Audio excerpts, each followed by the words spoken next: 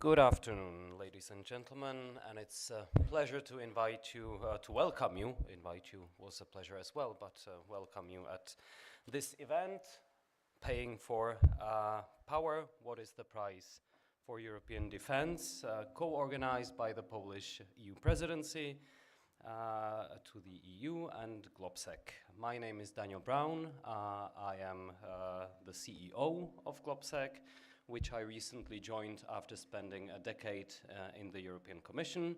Talking about decades, GlobSec, after 20 years of work, turned from a, let's say, students' club into a truly pan-European platform for policy discussions, and as Policy Institute, rooted in Central Europe, we're especially glad to bring this event to Brussels. Although coming to Brussels comes with a price, you never know when a strike strikes in Brussels, so unfortunately we had to do some last-minute adjustments to the agenda which you received at the entrance. Nevertheless, today's discussions come at a critical moment when conversations around the future financing, including European defense, are intensifying. They come at a time when the stakes for European defense could not be higher. From strategic capability to sustainable financing, this afternoon we will explore what Europe must do and how quickly to deliver on its promise of security. There is already, as you know, a clear commitment by Europe to use all the tools at its disposal to increase its level of defense capabilities and its readiness to, let's say, succeed in a world that is less predictable. But what is the best way to invest in this objective? Is the ground prepared? What is the link to Europe's competitiveness? Our speakers and you in the audience, hopefully, will look into the best answers to these questions. Let me take the opportunity to make 2 points to start us off. Point 1, the world is changing dramatically, and there doesn't seem to be in sight calm times ahead. Negotiations on the settlement of the war in Ukraine might be in initial stages, but we must be prepared for Russia continuing its aggressive actions even if a ceasefire or even peace is found. The change of the transatlantic relationship is profound, and Europe needs to adjust to guarantee security and defense for its citizens. Point 2, the decisions Europe will be making will be difficult ones. The EU wants to jointly borrow, to invest into joint projects in defense capabilities and capability development, but many more such decisions are ahead of us. The upcoming negotiations on the multi-annual financial framework will be critical, and European defense must be within that a clear priority and must not be seen as a burden that comes at the expense of competitiveness or our social model. Without further ado, to officially open the event, let me welcome on stage the President and founder of GlobSec, Robert Wasch. Thank you for coming.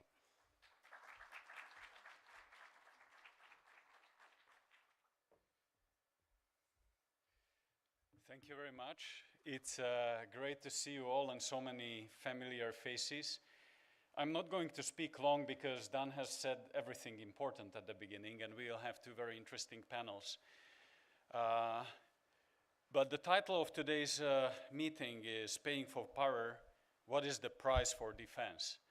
What we are going to talk about is not only how much is needed, but how to spend efficiently this money. And that's the most important thing. Because finally, in all of this disruption in the international scene that we are seeing, and probably this is the largest disruption we are going through, it's also a huge opportunity for Europe to build up. Because finally, we had so many wake-up calls. But now the Ukraine crisis, the war in Ukraine, but also the crisis in the trust in the transatlantic relations really awakened Europeans. And I can see all of the moves that are being done right now, the commitments to increase the spending to 5%, and actually Poland is doing a great job, and I'm happy to co-organize this together with the Polish EU presidency, because Poland is really showing the way forward, how we should all think about the future of European defense. But let me say a few quick points. First, in defense and building defense capabilities, we really need to be quick, because whatever happens with the peace talks in Ukraine, we know that Putin is not ready for peace, and the war is not going on just on the front lines in Ukraine, it's going on inside of our societies as well. He's using hybrid threats against Europe, and this is just going to increase. This is not going to go away regardless of the outcomes of potential talks or negotiations. Actually, many of the intelligence services are warning that Russians are preparing for major provocations in the upcoming years, and they are building forces on the NATO border in the north. So being quick is very important. We don't have time to discuss for years. We have to act. Number two, of course, there have been new initiatives like Rearm Europe with hundreds of billions of euros to be spent on European defense. We have seen commitments of countries that will be increasing for defense. And I expect these commitments also to be quite visible at the upcoming NATO summit in The Hague. But it's not enough. We will also need to mobilize private capital, because we have two battles to fight. First is a short term, to close the capability gap in Europe that is huge, and that's quite straightforward, but we have a long-term battle as well, and that's the technological battle. How do we make sure that European defense industry base is up to the speed with the innovation that is going on in the world? And we have seen this in Ukraine, that the innovation span is so huge that it's not enough to buy the equipment that we would buy 4 or 8 years ago. We need to be able to innovate at a speed that was unimaginable a few years back. So that the technology part of this is very important. So what we need is the public-private collaboration in this, because without private sector being integral part of this conversation from the very beginning, we'll not be able to keep our technological supremacy to go.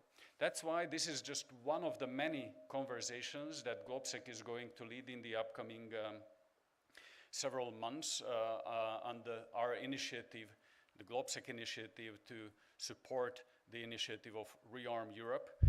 We will be continuing in Prague in a few weeks' time with a number of defense ministers, with a number of commissioners and key stakeholders to continue. We will be then continuing at the NATO summit in The Hague on the sidelines, organizing closed-door discussions and going on, because this is not about only one day. This is a continuous commitment that we all have to have. Our main belief, as I said, is to put together public and private sector, because without that close coordination, we will not be able to close the investment gap that is absolutely needed. So with that said, I think we can start with the first panel. Thank you very much.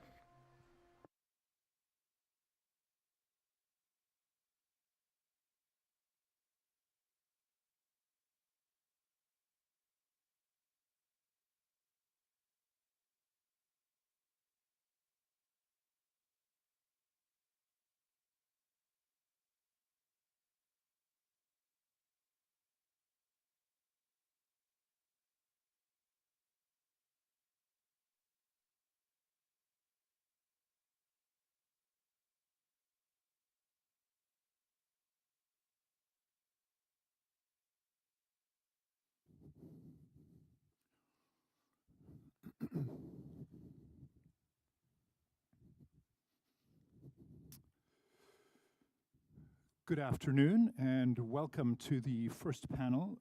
We'll be talking about fortifying Europe, delivering on Europe's defense priorities. And we've got three panelists. I don't think she's joined us yet, but we have Kasia Ollongren, the former, there you are. Good afternoon. Kasia Ollongren, the former defense minister of the Netherlands, and she's joining us remotely, I think, in conjunction with the national strike in Belgium today. We have Anne Mettler, who is the former vice president of Breakthrough Energy, and then Martin Sklenar, who is a distinguished fellow at GlobeSec and the former Minister of Defense of the Slovak Republic. My name is Jan Chański, and I'm the defense editor at Politico, just up the street from here. We're going to be, we have about an hour to do this panel. I'm going to try to open the floor to 10 or 15 minutes of questions at the end too. So if there is time for questions, if you can identify yourself and pose a short question to a particular member of the panel, so it doesn't take too long, that would be great. I was sort of struck looking at the subject, the fortifying Europe, delivering on Europe's defense priorities, and the blurb mentions that there's putting pressure on European countries to do more on defense than any time since World War II. And I think that that's a frequent assumption that pops up in conversations, but I don't think that's actually correct. Basically, until the fall of the Berlin Wall, Europe spent way more than 2%. In the 50s and 60s, countries like the Netherlands, Germany, and France spent 4-5% or more of GDP on defense. However, the conditions at the time were very, very different. World War II was fresh in people's minds. The demographics were very different. These were much younger societies with much faster rates of economic growth, much smaller social welfare systems. So the economics were different, but the challenge was also enormous, and Western Europe, together with its North American allies, definitively saw off the end of the Soviet threat. Today, we've got the initial driver of, I guess, the remilitarization of Europe is the threat posed by Russia, sort of a smaller, weaker version of the Soviet Union without the potentially attractive ideology. And what we've certainly seen, which is really driving the debate right now, which we'll see at the NATO summit next month. Again, the blurb talks about cooperation with third like-minded countries, including the United States. And I think that the core issue is the United States, in fact, still a like-minded country, still an ally, and still a country that can be counted on, as we saw during the Cold War. I'd like to start with a question to all of the panelists. If they could maybe start with a quick rundown of their view of the state of Europe's military-industrial complex right now. How far is Europe from being able to stand on its own, defend itself, and supply Ukraine? Kasia, maybe I'll start with you. Thank you very much. That is kind. I'm sorry that I'm not there in person. Being the country almost closest to Brussels, somehow we are most affected by the strike. But you know, this is also working. So on your question, yes, well, I think we have to be very honest about this. We are not nearly where we need to be with our defense industrial base in Europe. The first thing is, of course, that we have been slow in increasing our budgets. And while we are increasing our budgets, we are also too slow, in my opinion, in creating a true European industrial base. So whereas we are very, very strong as European Union in other parts, in other sectors of the economy, we have a very strong internal market for both goods and services, but this is not the case for the defense industry. So what we, I think, need to do is to take bold steps. And I do believe that the white paper on defense and also the agreement that has been almost reached on the loans for arms. These are very, very important steps because you have to create the budget and the financial motivation for countries and for the industry to be able to act. And we must also approach this differently than we used to do in peacetime. And I think this is also one of the issues. We should not only point at the industry, we should look at our ministries of defense, who are in principle the clients of the industries. And we do tend to do procurement very, very slowly. And we are used to take a long time to decide very big contracts for expensive capabilities that we then have to wait for a very long time. Whereas we have to learn from the war in Ukraine that what we need now are scalable capabilities that can be supplied very, very quickly by industry. So we have to turn that around, do the procurement differently, more in the way we have done for Ukraine. In supporting Ukraine, there were many more possibilities to sort of work differently because we needed to get it there quickly. And that is the way we need to go forward. And as I think Robert said it just now, of course, spending much more on innovation, on deep tech, on defense tech, that is going to be absolutely vital to Europe and to building up our defenses again. Great, thanks very much. Martin, you were the defense minister in Slovakia. Looking at where Europe is now and where it needs to be, the intelligence analysts say that potentially Russia could be ready to attack a EU or NATO country in around 5 years.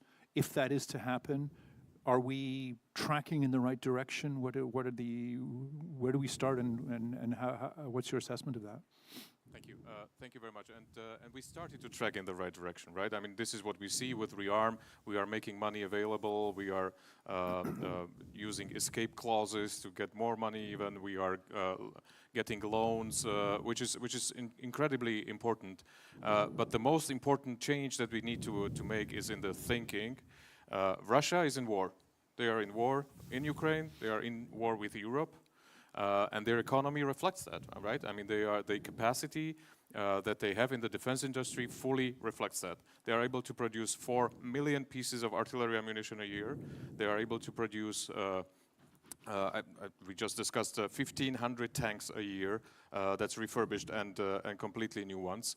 This gives you the idea, right? I mean, somebody counted that they can produce the equivalent of the equipment of the German Bundeswehr in 6 months. So there's a new Germany being produced in Russia every 6 months. We are not able to do that. I mean, some of the experience that we have in Europe goes in a very or shows a very different picture. In terms of production, we are not nearly there. We can now produce 1 million rounds of ammunition a year for the 155, which was a struggle to do across. I think it was more than a year that the EU needed to get the capacity to this level. When we talk about more sophisticated or more complicated equipment like tanks and armored vehicles, the delivery times simply do not reflect the reality. And the reality is different if you stand in Europe. I mean, this is my point. Europe lives in peace, right? We do not feel ourselves that we are at war, and that gives us also the possibilities that we have to redo the capacity, to boost the capacity of the industry. Russia, they can use the full government push to make sure that there's more and more capacity on the Russian side. Here in Europe, we don't want to get into war. This is our, we are a defensive community. NATO is a defensive alliance. We will never provoke. We will never do anything that would lead to war. All our plans are based on, aggressive actions happening from somewhere else and then us defending. But it is necessary now that we think about this differently, not to be aggressive, but to realize that we are under not only threat, but we are under attack. And we need to reflect that, especially in the defense industry. We cannot afford, the vehicles. In the case of Slovakia, tracked vehicles, wheeled vehicles, delivery times are in, a double-digit number of months, which is not really what you want to see in a situation in a frontline state where you need to provide the capacity quickly, not only just to be there, but to make sure that the personnel can train and get to know the vehicles and actually defend the country with it, not just deliver and put it on the yard and just look at it. So there's a lot of work that we need to do. It's not only money. We are now focusing on the money, but it needs to be also the commitment of the countries, but also of the industry to increase the capacity and take on a little bit of risk, or not just a little bit, but a little bit more than a little bit of risk, also from the defense industry. That's difficult, I understand. The defense industry usually works in a different way. You only produce the capacity for the contracts that you are able to do, which is understandable. But then, this is a different time, and we should take on a little bit more risk. And then there's the question of fragmentation. The European industry needs to get rid of the national principles that are involved in building up industry capacity. If it's politicians who decide how this is going to go, it's many times going to be about what is the number of jobs that there is in the country. If there's big investment coming into defense industry, how much do we increase the employment opportunities for Slovaks, Germans, French, whatever, and this needs to be overcome. It's going to take a little bit challenging. It's going to be a challenge in deciding how the industry will actually reform itself, because this will mean that some companies might be bought, some might grow bigger, some factories might be even closed or refocused. And those decisions need to be made from a European point of view and not only from a national point of view. Great, thanks very much. And defense is a relatively new area for you, but you were talking your experiences with other projects where the EU has become involved, where it has sort of put it at the top of its priority list, some of the climate efforts and others, which have often led to very underwhelming results. So maybe you could talk a little bit about that. Is there a danger that Europe is yet again going to set these ambitious targets, talk a lot, and then dramatically underdeliver in a more dangerous area even? Thank you for that. Maybe I should rephrase that. I'm not really a newcomer, because I was Director General at the European Commission when back then President Juncker got a defense advisor by the name of Michel Barnier. Some of you may remember that. And that was a sensation back in the day, that there would be a defense advisor for the president. But there was literally not a place where this person could sit in the commission. There was no DG that had the responsibility. So they set him with us in the think tank. So in the early days, I really wrapped my mind around this. And by the way, I learned exactly what you just said, that defense was not really about defending Europe, but was about how many jobs does it create, what does it do for our SMEs. It was very much around industrial policy, actually, without any sort of feeling that we might ever need to use these capabilities. Now I have to say, yeah, we've come a long way, but boy, do we still have a long way to go. And this is why I'm re-engaging now, because as someone who spent now 25 years working on various priorities, first digital and then clean tech, and having seen sort of a lot of the enthusiasm around new policy priorities, really bold ambitions, hundreds of billions of euros spent, for me right now, all alarm bells are going off, and this is why I'm sitting here today. And I want to appeal to you to not only look forward, but to look back and to understand, where did we go wrong? Where the EU consistently goes wrong, when a new policy priority pops up, it's not around, because we're talking here about what are the objectives and the priorities. The priority becomes, what is the new financial instrument? What is the strategy? What is the balance of power between member states and the EU? Is it an EU power grab? Who gets a really big post? We have 2 former ministers here with us, So all of a sudden it becomes about a lot of things other than what we're actually trying to achieve. So what is it that we want and need in Europe? We need security. We need protection of democracy. We need sovereignty. And all of that is under attack. We speak here as if the war would arrive perhaps in 5 years. The argument that I would make is we're already at war. This is already happening. But because we have a frame of mind that looks at the world sort of in a previous paradigm, we don't recognize it. Is attack of undersea infrastructure not at a minimum an act of aggression, if not an act of war? Cyber attacks of a massive scale, espionage, threats, we're already under attack, let's face it. And then I ask you today, do we have the deterrence that we need? Do we have the attribution when our undersea infrastructure gets attacked? Is anyone held responsible? Or are we even calling out who it is? Who's afraid of the Europeans? I think you know the answer. No one's really afraid. So we're not in a good spot, and this is why we really need to get our act together very quickly. What gives me some encouragement is that very quickly good issues are being raised, yeah? So I applaud a lot of what the Commission has put forward, also our 2 former ministers. This is all spot on, but that is not enough. How do we operationalize this, right?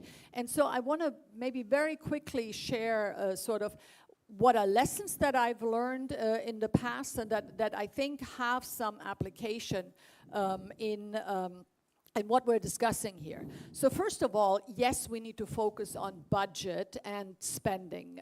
You know, of course that's a priority, but please understand that that is not nearly enough. When we started with the Green Deal 5 years ago, we were told this is Europe's growth agenda. We're going to spend €1 trillion in 10 years. So we have spent hundreds of billions. But I ask you, what is the technology where Europe is leading? What are the successful companies we have to show for? They're not there. So please understand that just money alone is not enough. It can be a big waste of money, and I see the potential here for a big waste of money because now we're talking about a market that is basically an oligopoly. We're talking about a handful of companies, defense companies, that will now get a lot of money, right? There's very little competition in this market, and there's a lot of money coming their way. How do we guarantee that they're not just going to jack up the prices? So you're not getting more defense, you're just getting a higher price. Do we have people in the system that are smart enough to manage this? This is a lot about industrial policy, not just defense. And this is what we need to understand. And then, it's mentioned now all the time, but this, you know, innovation, yes. So you know, it's always such a popular topic. So when I go around town and I talk about innovation, and I'm sorry, I probably shouldn't be doing this, but one company is always mentioned. It's Helsing. It's the German startups in drones. And it's a great company, you know, but I'm worried that we equate one company with innovation, right? I mean, this is, because I've seen this in clean tech with Northvolt. You would say batteries, someone would say Northvolt, and we all know how that ended, right? So we can't put all our eggs in one basket. We really need a dynamic ecosystem with many players, right? We don't yet know where the technology will lead to, so this is really important.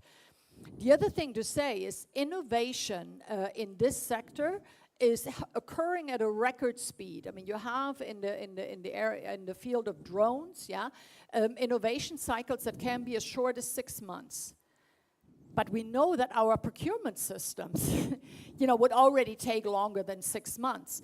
And let me tell you, this is really what I had to learn the hard way in clean tech. If the people in the system that are procuring don't know where the technology frontier lies, they can't actually buy the stuff that's cutting edge. This is what consistently for 5 years I had to experience with my technologies. Because if the procurement person doesn't know what is the most cutting edge, productive, best technology, they can't actually procure it. So it's very important that, you know, the people in the system are really at the technology frontier. But who would guarantee that? Who would know that, right? So this is maybe later, and I hope we will start talking about Ukraine, because to the extent there is some good news, is we have the world's biggest defense innovator on our side, and that's Ukraine, right? So we really need to take this seriously. The last point I will make is we need a regulatory audit. Our regulatory system is not fit for purpose for what we are discussing here, because we all say we want to scale quickly, we want to do things in a very unbureaucratic way. How does ESG apply to defense? How does the GDPR apply to defense? What does the taxonomy entail for defense? Because I looked into this. Even though we say a lot of money is going into, I can tell you that a lot of the companies that are in this field, that are startups in defense or dual use, actually have problems with financing. Why? Because of the taxonomy, defense is classified the same as tobacco or pornography. So banks have a huge incentive to not lend to these kind of companies. So my point is someone in the system needs to look at the regulations, do an audit and say, this is fit for purpose, this is not fit for purpose. Because otherwise we will be talking, we'll have conferences, you know, we'll do all these things, but it won't happen. And I tell you, I've been there in digital, I've been there in clean tech. I don't want to be there in defense tech and defense more broadly, because we screwed it up in digital, we screwed it up in green, but we screw it up this time, we may be dead. Sorry to be so explicit. That was great. Thank you very much. Kasia, maybe you could address some of those points that sorry, that Anne raised. Do you see there's an awful lot of talk about money, but do you agree that there needs to be an awful lot that happens on regulation, on just the sort of granular detail of how all these things function to make it actually effective and not just pour money into an existing structure? No, absolutely. And what strikes me is that we are all three saying more or less the same thing. So it is about all these things. And the strange thing is that sometimes the European Union really stands up when there is a crisis. We showed in the financial crisis that we know how to act when we have to. We did the same in the pandemic. And I would say this is also a crisis, but somehow we have the feeling that there is still time, but there is not so much time. I agree that we are already in a more of a wartime situation than a peace situation, at the very least in the gray zone. And that's the way we have to deal with this. And that's why we have to tackle all of these issues in the innovation and the funding of new technologies, cutting edge technologies, and some of whom will be necessary to use in the military domain, not necessarily all of them. Dual use has become, you know, a term in defense funding, but it's all that's very hybrid. So, you know, the investments in deep tech, keeping the talents in Europe, not going to the United States to develop further for the initial stage and then for the growth stage as well of the companies. And indeed, there are, of course, more companies than only Helsing, especially in the area of manned systems. But it is true, we must have more to, you know, grow more and encourage these types of companies to grow in Europe. I think that is absolutely vital. What I also agree to is that what we see in the geopolitical arena is great power competition. And if the European Union wants to be among those players in this great power competition and be a constructive actor in this great power competition, we also have to be stronger. So we need to create that deterrence. And I think we do it by two routes. So the one is the European Union itself. And that's why I was really happy to see that on this loan for arms deal, we have succeeded in including also third countries. And I think we will be able to put this money to use to make Europe stronger in conjunction with our partners. That's extremely important. But we also do it as Europe inside NATO. And there, of course, we have to deal with uncertainty uncertainty in our transatlantic relationship, uncertainty whether or not the United States will continue to support NATO. I think the next NATO summit will be important because we have to take that herd of the budget and the percentage goal. But within NATO, there will be a burden shifting, and that burden shifting will go from the US in the direction of the European countries. And there, I think the European Union and NATO have to show that they are not competitors in this area. They can strengthen each other. And if the European Union does the right things, and that is about regulation and especially deregulation, it is about taxonomy, it is about sustainability and how to adapt it to what we need to do in the defense sector, then it will strengthen NATO and it will strengthen European security in NATO. It will strengthen the European pillar in NATO. So all of these things have to be done to show that the European Union can rise to the occasion. Also, I think we have, coming back to the issue of innovation and tech, we have amazing technology in the European Union. We have amazing talents here. But the only thing is we have in the past not been able to keep them. I see now when there are defense tech funds arising, there are people who 5 years ago would probably not touch the area of defense who now want to contribute because they see that we need defense industry and new technology to deter and defend ourselves. So the only question is, how can we help them? How can we boost these talents, these technologies, and how can we create a big market for this type of activity in Europe, copying partly also how the United States have done it in the past. We don't have to invent the wheel ourselves, but we have to believe that we can be this competitive, strong, economically strong, but also security-wise strong global power. Thanks very much. Martin, how do you see the need for how the EU has to change its approach to regulation, to lending requirements, that sort of thing, to actually allow this expansion of defense spending to happen in a sensible way? Well, on the lending side, I mean, we have the decision now, right? It's going to happen. What we'll need to see is that this money is actually used. To get the capability, right? I mean, we have the conditions for using the money is joint procurement.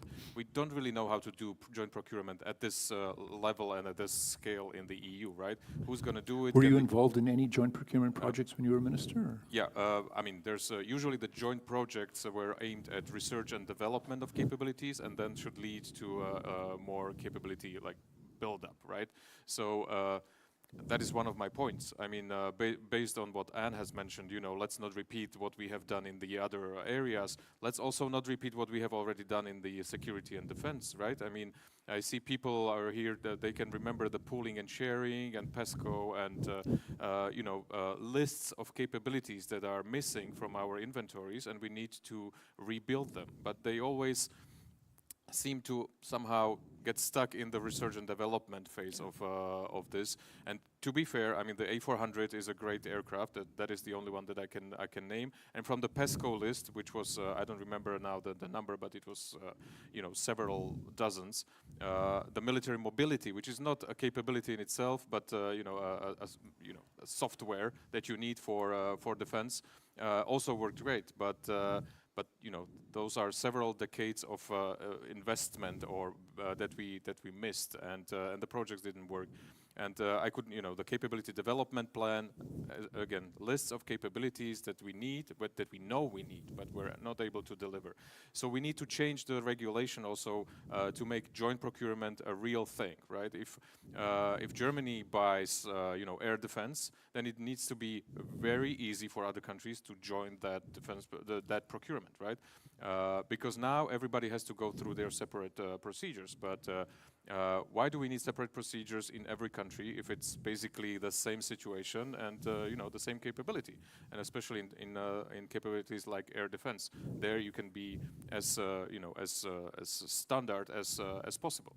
But this should be looked at in the defense omnibus, and to give credit to the Commission and Commissioner Kubilius.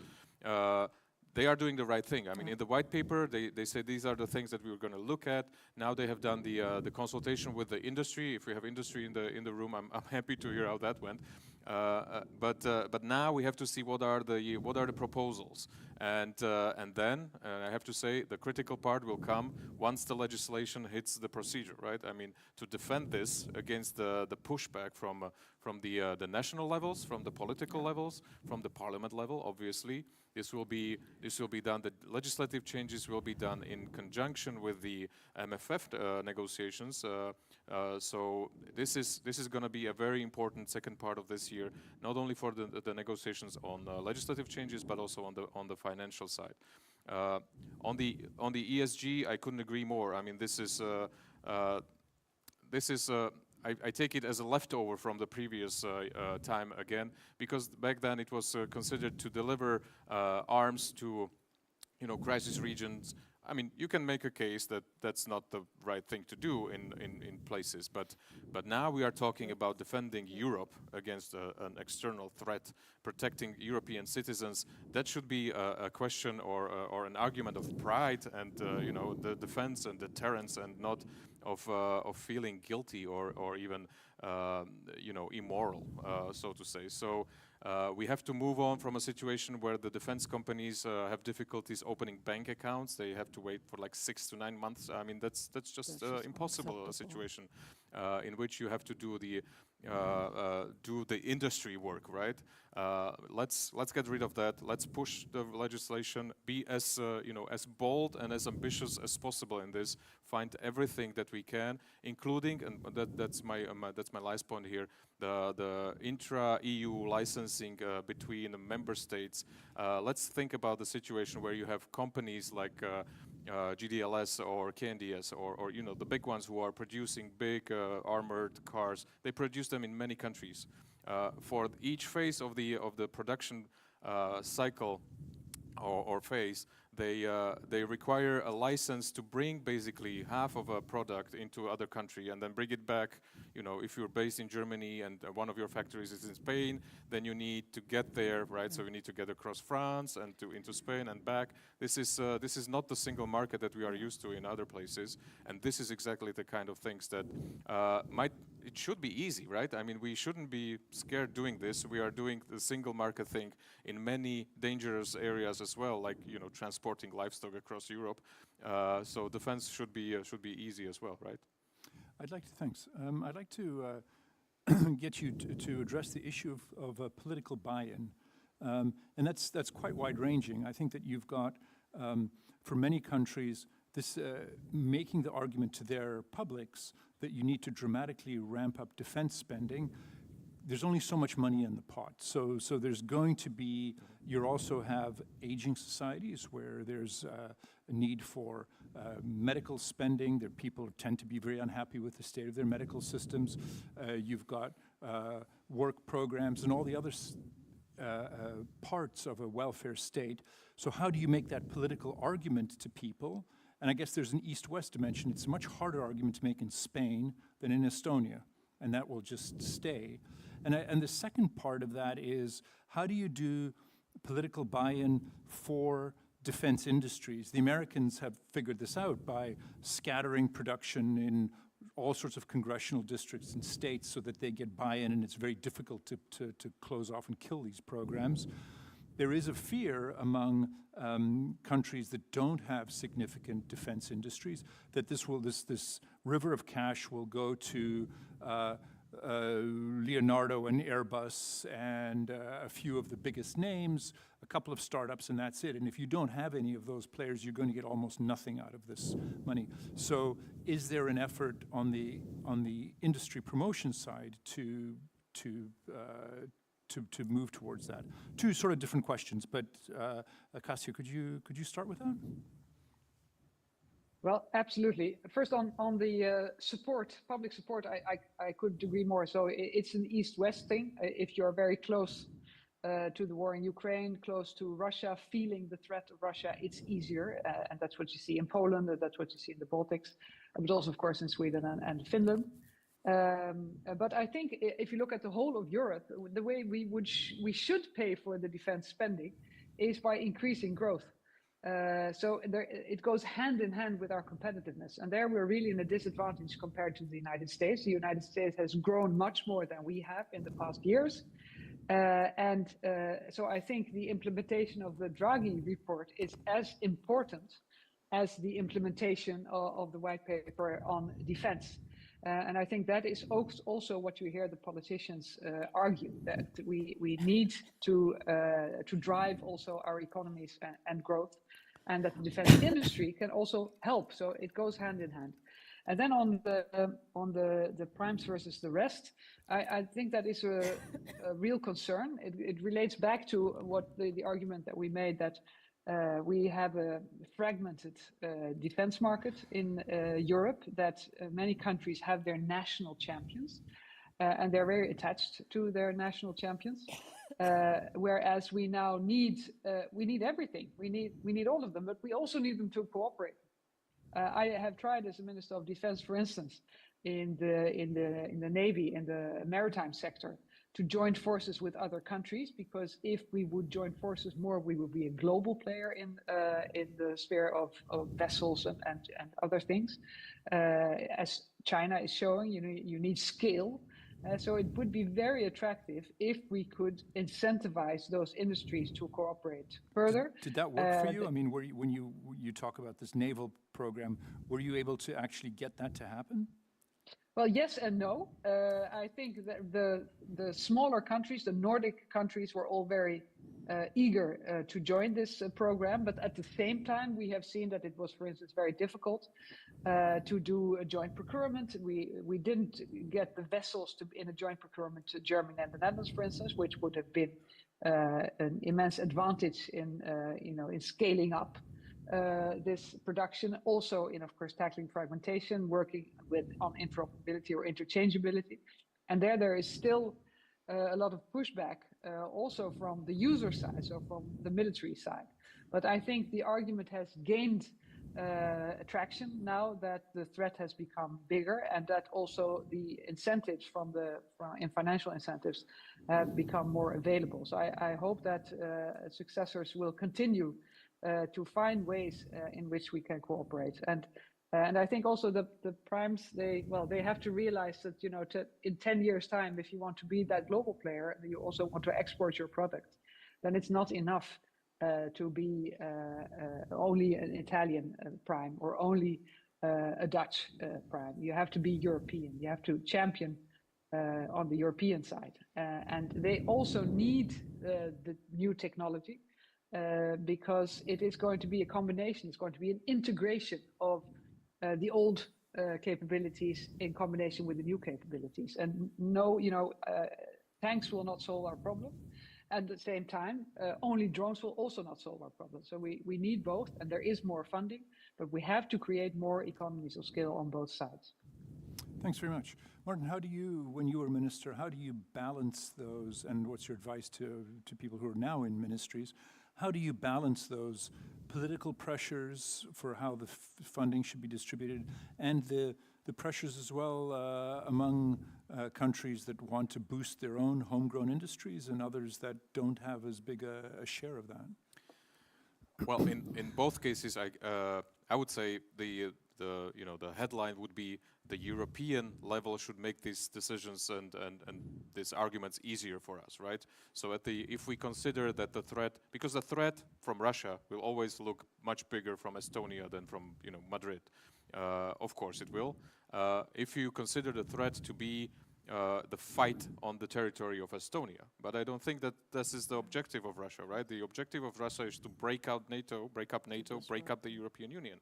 And in that scenario, it is as threatening for Spain as it is for Estonia. If I took the but you don't see that argument really being made.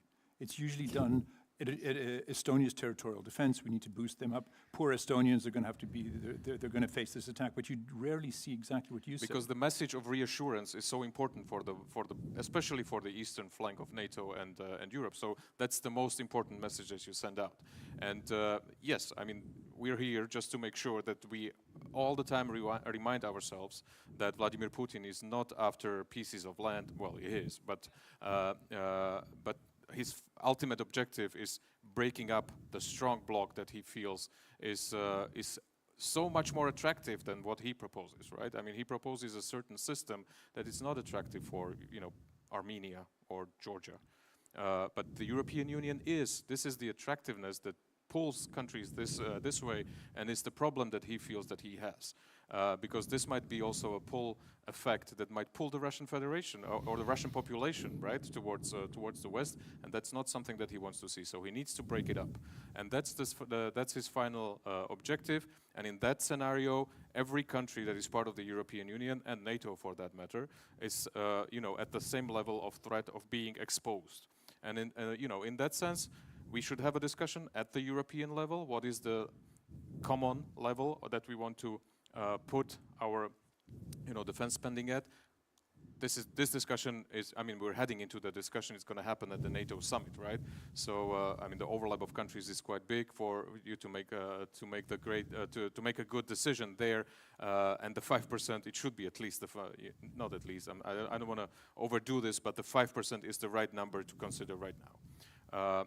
And so that's on the East-West. It depends how you define the threat and what, that can make a difference also in the political perspective. And I know it's difficult. Europe, goes through elections all the time. We see that the notion of peace is always very present in every election. And, it's always nice to root for peace. As I was growing up, I spent some years in the socialist bloc during my primary education, and we were talking about peace so much. Everybody loved peace, and we were working towards peace with the Soviet Union forever. I'm not sure this is what really brings you peace, right? So that's on the East-West. On the industry, again, the European level could actually make the difficult decisions, political ones, a little bit easier, because there will be countries who have to give up at least a part of the industry or of control over the industry, and they will always feel like they are risking being dependent on the primes, right? On the companies which are privately owned. They are based in other countries, but again, this is a European thing. This is a European problem. We need to find European solutions, agree together how it's going to look like on the industrial side, but also on the political side. And if there are any, ways of compensating for some of the compromises that countries will do, maybe the European Union has ways of doing that. I would say some of the structural funds could, compensate for transformation of some of the industry from, arms industry into something else, which might again have some knock-on effects also on the competitive and innovative sides of things. All right, thanks. I mentioned the political and economic trade-offs that come from defense spending, but Anne, do you think that the argument that defense investment can actually drive growth? We saw a recalibration of Germany's growth prospects when the new government put forward its defense spending plan. Is that something that, first of all, do you think that that's accurate, that will actually have an impact? And is that an argument that should be made more actively, that this can actually end up boosting the continent's economies? Before I answer that, I want to say something about your previous question, namely that sort of this East-West divide, which has been going on for a long time, and it was a huge mistake that the West ignored the East for a very long time. I had a front row seat on this. We should have listened. They knew what they were doing, right? And just to say, our paradigm is very much sort of this fighting over territory, this is not how war takes place these days. I really believe we need like a working group understanding what are sort of modern warfare. And in the digital world, everyone is Russia's neighbor. Yeah, I mean, we really need to understand this, that sort of borders and geography matter less than they did before. And this is really important for the Western Europeans to wrap their minds around. I think a huge opportunity was missed after the beginning of the Ukraine war, when there was really a lot of solidarity within Europe to actually get serious about their own defense. Now we're 3 years into it, a lot of momentum has just dissipated. We've become really inward looking again, really focused on our own sort of institutional issues. And so, you know, a real opportunity was missed there. But that brings me to your question. I feel like, you know, I'm reminded of sort of the beginning of the Green Deal, when also there was this huge, this is going to be, you know, transformational, and we're going to be leaders, and the new growth agenda, we're going to spend $1 trillion. So, you know, this is why I say we really got to understand what didn't work last time around and do this better. One of the perennial problems that Europe has is scaling. So we always, now at least we're talking about it, which is already great. I mean, this is really, as someone who's, you know, been trying to get this on the agenda for 20 years, Europe has not produced a single company, startup, not a single startup that has today a market cap of more than 100 billion and is actually listed on a European stock exchange in more than 50 years. In case you're wondering what that company is, it's SAP. It was founded in 1972. So this inability to scale in this so-called single market is a real problem. If we do not address this, all of this talk that this will reindustrialize Europe and it will do all these wonderful things is a pipe dream. It won't happen if you cannot commercialize in Europe. So yes, there are going to be companies that are going to have to make money. These are not non-profits, right? I mean, we really got to see that these companies flourish now. But flourish not because they just get subsidies, but because they're productive, well-performing companies. So this will be a masterclass in policy planning and letting go. I was talking to someone about this the other day. We plan to control. But if you want to do this successfully, you plan to unleash innovation, to unleash entrepreneurship, to unleash productivity. And this is just not part of how Europe does things, right? That's why we draw up all these rules and we want to control. The thing is, in dual use, things have completely changed. Dual use used to mean that applications in the military would find application in the civilian world. Today, this is completely different. It's the civilian world that innovates for defense application, yeah? So this means that really here, it's not the public sector that will be in the driving seat. We've really got to empower the private sector, innovators, entrepreneurs. We've got to create these ecosystems. We need, as a matter of urgency, what used to be called the Capital Markets Union is now called the Savings and Investment Union. We need a liquid capital market. We also need to tap into institutional investment so that we can properly fund this. And this takes me back to what you said earlier about sort of the realization and the trade-offs. My experience, and I had a front row seat on sort of public policy for 5 years when I worked at the Commission. When you have a security incident, it overrides everything else. The problem we have now is people don't understand how close this war is or that it's even already here. If they did, I think there would be a much greater sense of urgency. And we need that urgency, not just among defense ministers or former defense ministers. This urgency needs to cut across policy. Everyone needs to feel it. And this is my worry right now. We don't feel that. A lot of people don't feel that. And that is partly because we are very timid to explain just how serious this situation is. Partly also because basically we're not prepared. We can't manage this. Let me just say, at best, we play defense. At best, I mean, it's what you say. At best, we play defense. We don't play offense. We don't mess with Russia. We have now, what, the 16-17 sanction package, but they know we're not going to launch a cyber attack. We're not going to cut their cables. We're not going to do that stuff because we don't. But that means it's all the more important that we learn to defend ourselves because we are at risk. Thank you very much. We're coming to an end, but I would like to take a question or two. So if you have a question, please put your hand up and we'll get right there in the front row. Do we have a microphone coming around? Yeah, actually, no, it's coming your way. Robert, Center for Eastern Studies, also formerly NATO. Quick question on this issue of urgency. NATO summit, let's talk about 5%, broken down to the 3.5% spending on hard defense and 1.5 on infrastructure. That sounds sensible as a deal and so on. But 2032 does not sound right.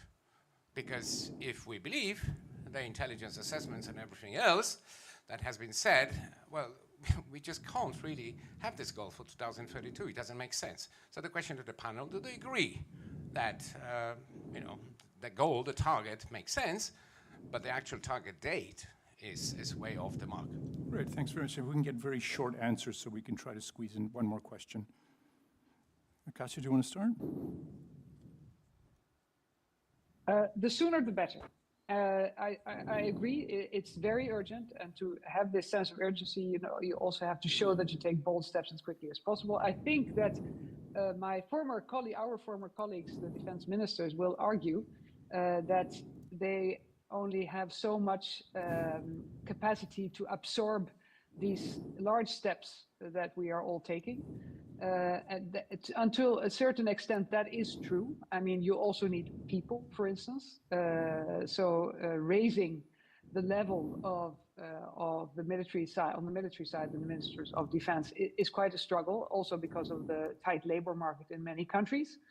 And the industrial capacity that was just discussed is also a bottleneck now. So, but I do agree that the sense of urgency must be the target. And I think the formula that Mark Rutte has come up with is a very good one, because in the 1.5, military mobility is included in it, cybersecurity is included in it. So that's very, very sensible. For some countries, well, they will simply need that time until 2032.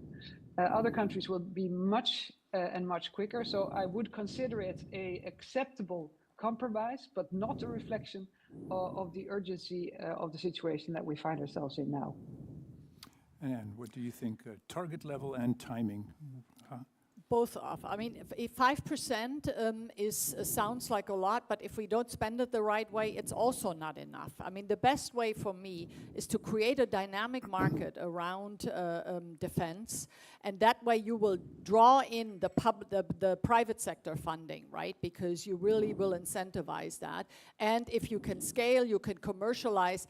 This is the way to do it. I'm very worried that it'll be 3% or 3.5 or 5. We get lost in this as if 5% was sort of the panacea. It won't be unless we get the basics right of how we're going to do this. And then if we do, the private sector will fund a lot of this. I can guarantee you.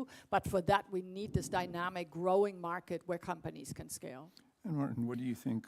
Yes, certainly 5% is the number that we need to see happen as soon as possible. And I also think it's important, because of the urgency, to make it a clear step change, right? Not incremental increase every year, but make it a real step change in defense spending. And I'll use Poland as we're here with the Polish presidency as an example. They are now almost at the 5%, and it has they have grown with the money that has pushed them into making big decisions and unleashes the potential. So the earlier we can do this, I understand it's difficult. Of course it's difficult.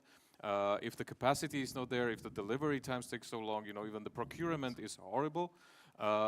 These, with the money on the table, it should, push us to making this much easier and better.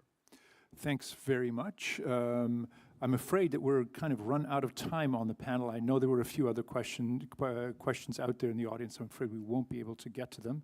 The Polish reference is interesting because you're seeing, yes, they're rearming, but there are real questions as to, are they developing the kinds of companies that will supply them, or are they simply buying off the shelf from the States and from Korea as well?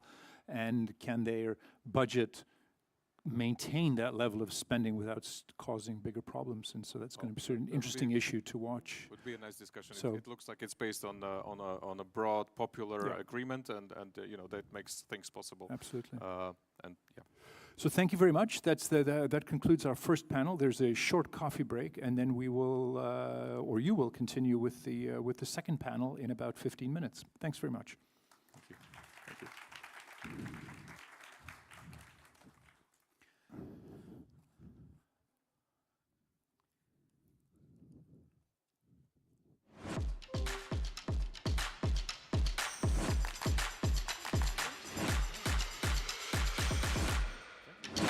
Yeah, thank you.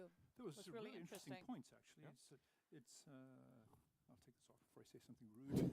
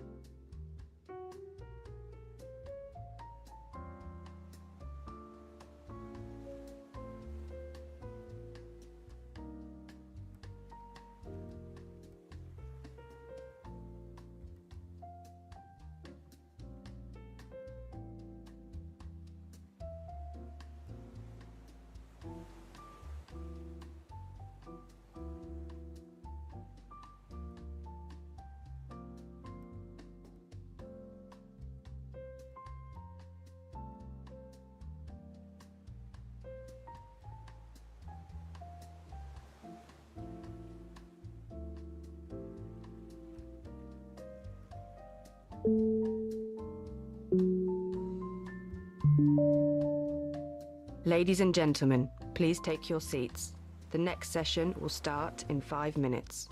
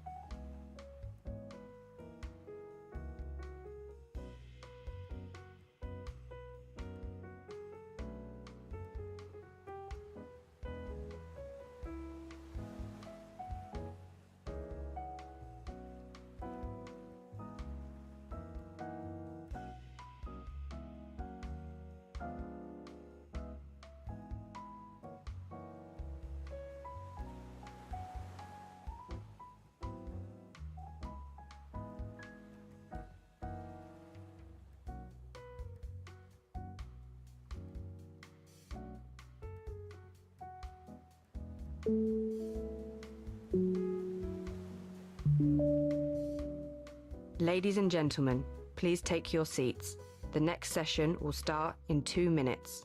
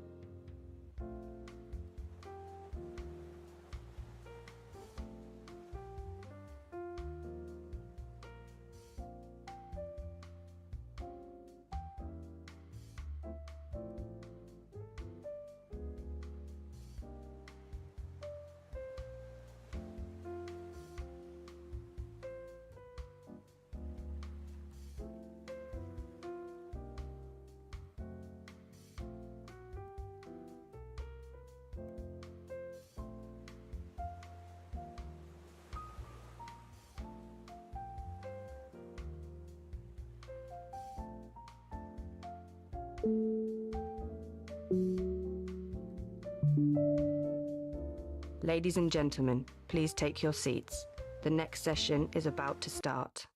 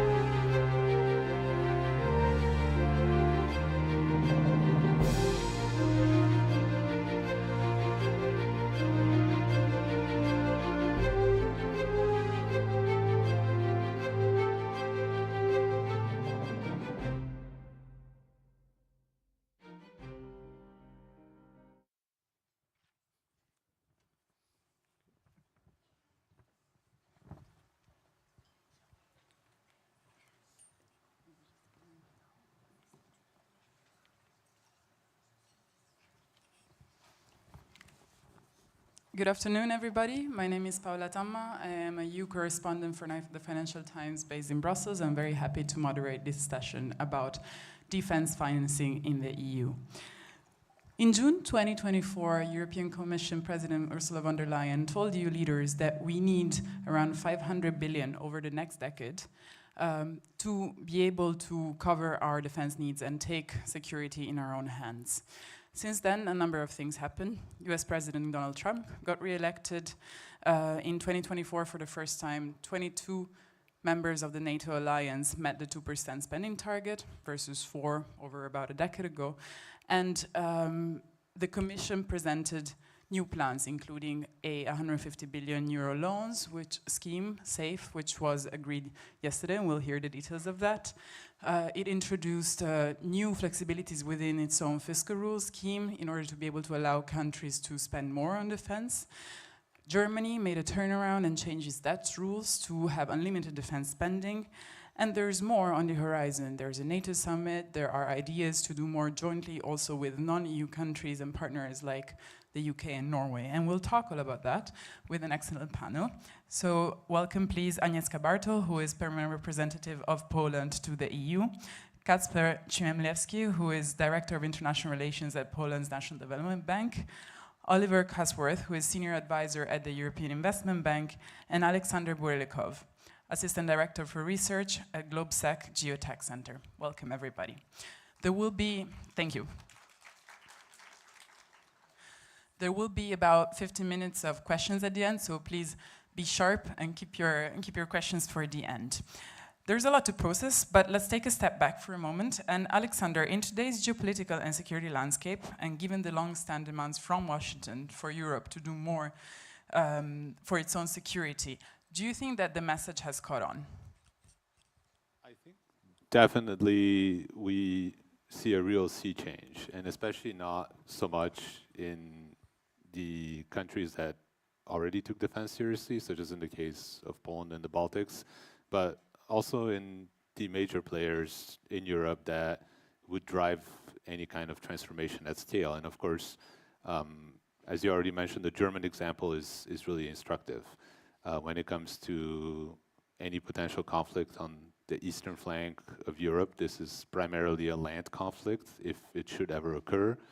And that means that Germany, as historically Europe's premier land power, is one that has a particular responsibility in the grand scheme of European defense. So if France and the UK are those that could provide a nuclear deterrent in maritime power, if Italy is one that has a significant amount of agency in the Mediterranean, then Germany and Poland are those that have a premier role for land warfare. And certainly what we see now with lifting the restrictions of the self-imposed restrictions, if I might add, of the Schuldenbremse, the German debt brake, This is a very significant development that has transformative potential, I would say, more than impact. We have already seen significant spending in Germany in the past few years under the Zeitenwende, but it has not necessarily resulted in an increase in German readiness, which I think is one of the pitfalls that awaits the Merz government. We have seen some, of course, significant purchases there when it comes to DCA aircraft, to air defense, to ballistic missile defense. But at the same time, in order to be able to field a permanent brigade in Lithuania, Germany has had to strip assets from other land units. And that overall means that readiness is not actually significantly increased when it comes to the Heer, to the German land forces. So there is the potential for transformation, but I do also see pitfalls that would have to be addressed at the national level and also at the European level. Thanks for that. Ambassador, you have the chair of the Council of the EU for 6 months. We're over the half. Have you seen a noticeable change in the past 5 months in the attitudes? Also, if you take Europe's geography, very wide, north, south, east, west, you have just reached an agreement on SAFE. Has that been significant? What have been the main hurdles? And can you tell there is a bit of an awakening in the need for more European security? Thank you. Thank you. That's actually a lot of questions in one. Well, as you may know, and you certainly do, Poland has put security at the center of its presidency priorities. Sorry, I think I have that. At the center of its priorities. The main priority of the Polish presidency is about security. Security in all its dimensions, but of course the first one being the external security, and that includes defense. When we were, I was even when preparing for our discussion today, I was reflecting about what we were planning still in November, December that we would be doing during our presidency in terms of defense and security. And I actually found my notes where there was one program that we were about to negotiate and to work on, which was about €1.5 billion. €1.5 billion, easy. And that was actually what we were supposed to do during the presidency. And then, as for each presidency, you have the unknowns, and the unknowns are the unexpected. And then we have now a provisional agreement on 150 billion, certainly on loans, but still. We have the Commission who will be helping us with our deficit, because we have the national escape clauses. The 16 member states have already activated or have asked for activation. We have a proposal of the Commission to move funds from cohesion into defense, but also from other programs into defense expenditure.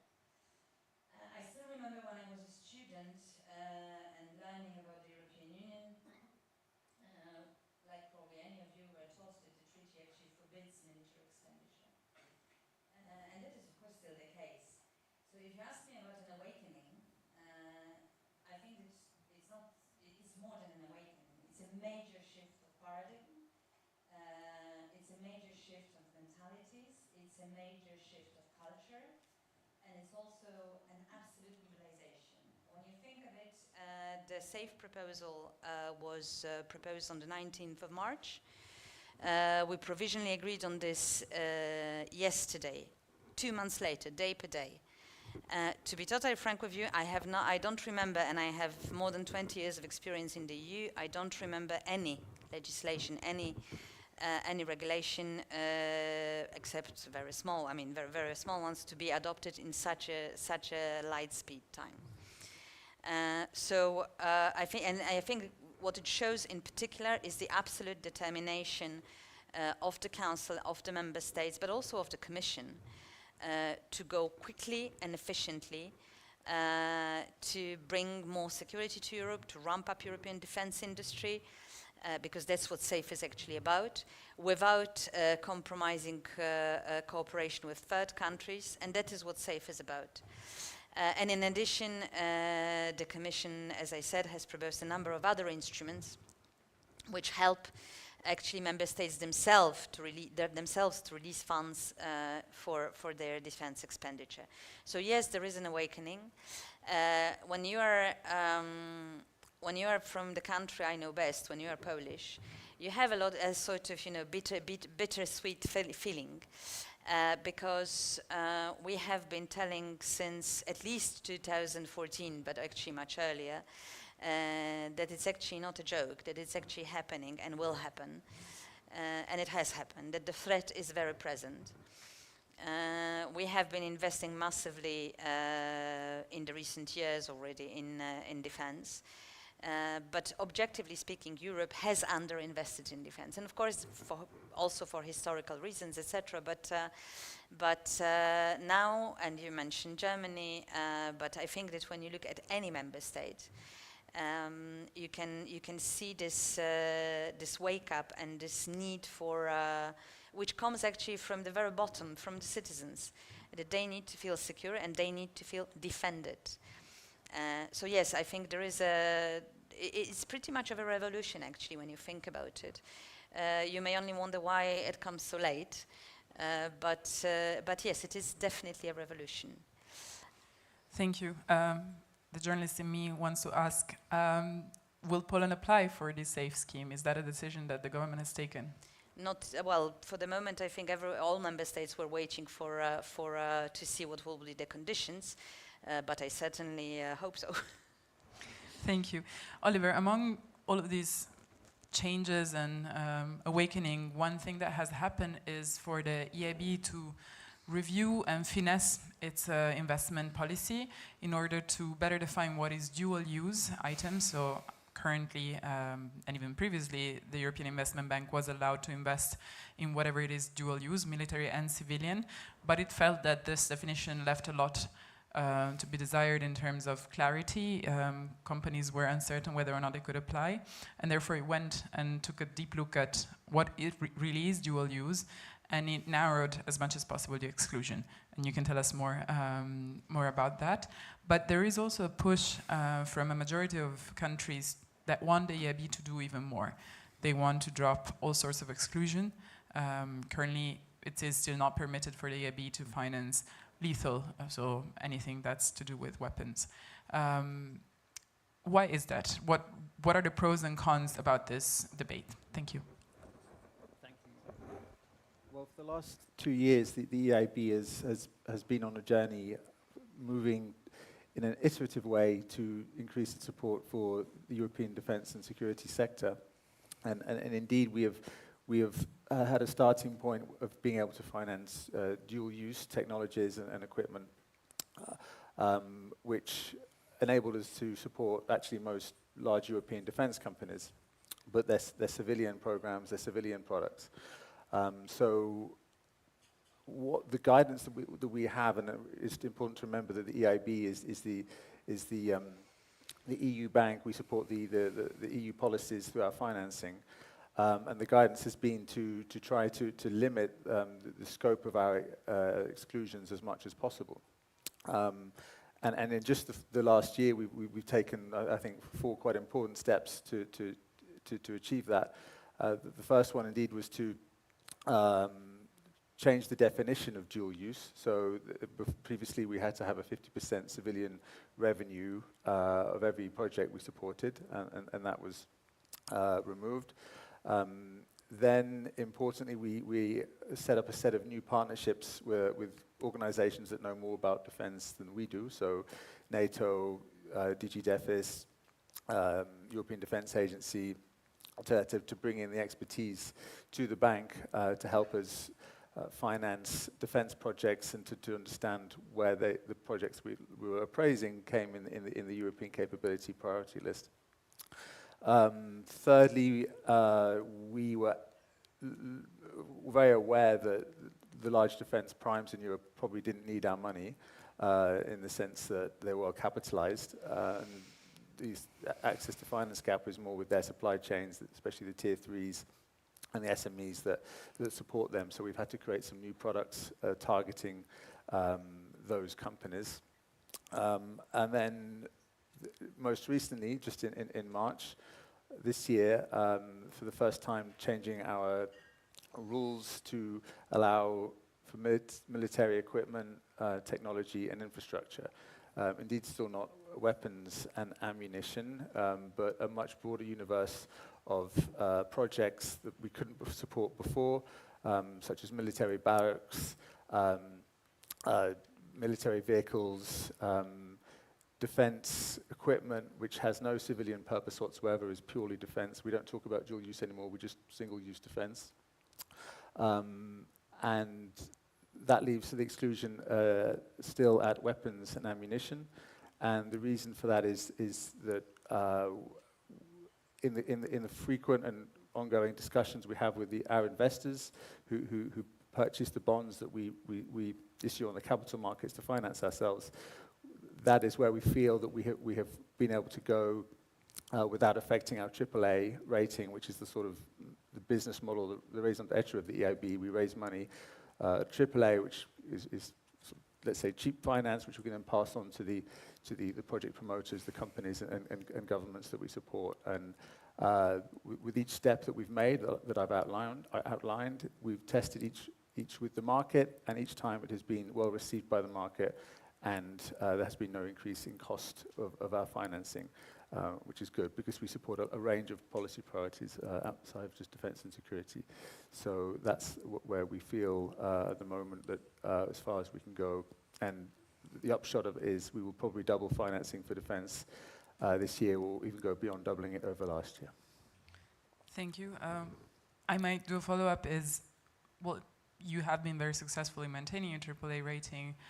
And as you said, the EIB is the EU's policy bank, so the financing arm of whatever, in this case, the Board of Governors of Finance Minister want. Do you expect that this question of dropping all sorts of exclusions from its policy will come up again, for instance, in June when you have a Board of Governors meeting?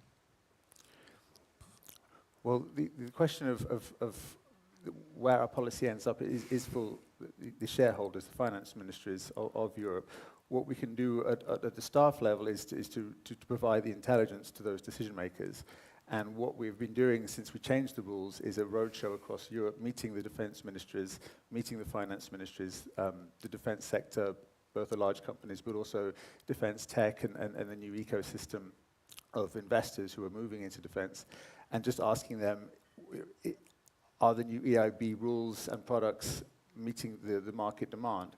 And the feedback we've had so far is that for dual use, it was not going far enough. But now that we're doing military equipment, the projects are starting to flow in. We're now appraising 22 flagship projects this year so far, and I mean, if I think back to where we were a year ago, it was about a third of that. So the rule changes we have made are clearly having an effect on the pipeline for the bank. So I think we will probably want to deploy that, work with the European Investment Fund, our subsidiary who finance venture capital and private equity, as they also scale up their defense activity. And then, of course, this is always under review in conjunction with the market, with industry, and with their shareholders. I'm going to bring in Kasper, and then I'll give the floor to Agnieszka. Kasper, you also sit in the middle as National Development Bank, at a national level, of course, between industry and businesses and government policy, trying to be a transit, a conduit between the two. What are some of the barriers or challenges that you face by translating policy into financing programs for defense? Thank you, Paula. Thank you for that question, and I'm very grateful to be here. Thank you so much. I represent the Polish National Promotional Bank, Bank Gospodarstwa Krajowego, and you rightly presented it as sitting in the middle between the government and the financial market. Let me start by saying about the priority. I think I lived through many mandates of the Commission, and every time it starts with, we live through challenges unlike any other. And this is a moment when, from banking perspective, the priority of defense, and certainly for the national promotional banks, the priority is actually like any other, because we are the public financial arm for the governments.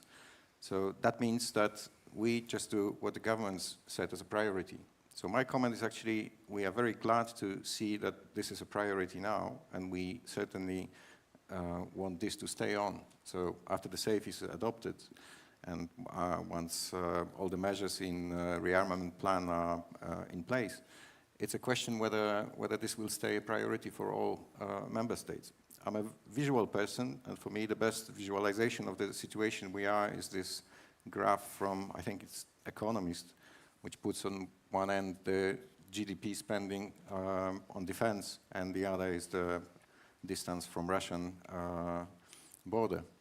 And it was said in the previous panel that actually only if we see that as a common priority, that will bring about the result, which means first of all, sourcing of the money, which is there. Let's be honest, 150 billion is amount that is a good starting point.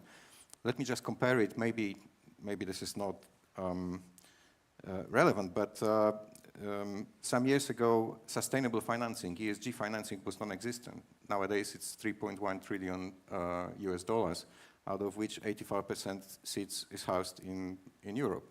So I think if we keep the priority on defense, the same will happen in defense financing. So basically, that is my first comment. So money, I think, yes, with focusing and the government putting a pressure to find it will be there. What is actually a challenge is the common procurement. That is where we need to really push the public financing sector, but also private sector. And in that sense, it will not change because this is a national competence. So what I think is important is to provide a financial framework that allows the governments to at least not think about the financial part and then only focus on what is needed as a priority in the armament plans. So we're talking about the armament agencies. We talk more about the Ministry of Defense rather than Ministry of Finance at some point, because they will need to decide. So my point is, really, if we keep that as a priority, I'm consciously positive that Europe will find the means to achieve that. And one last thing, before I maybe at some point will be also happy to give you the Polish landscape of financing the military spendings. But I wanted to just to say that that this framework that I'm talking about is also about speed. So there is a lot of talk on the margin of the negotiations on the rearmament plan on how this framework should look like. There is talk about rearmament bank. There is talk about mandate of EIB. There is talk of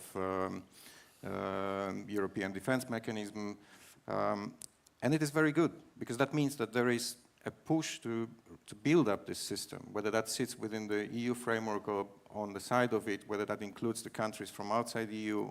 That is something that keeps this topic alive and ultimately leads to the common purchases. So I'll stop here, but I'm happy to answer more questions. Thank you. Ambassador, you wanted to come back on a point.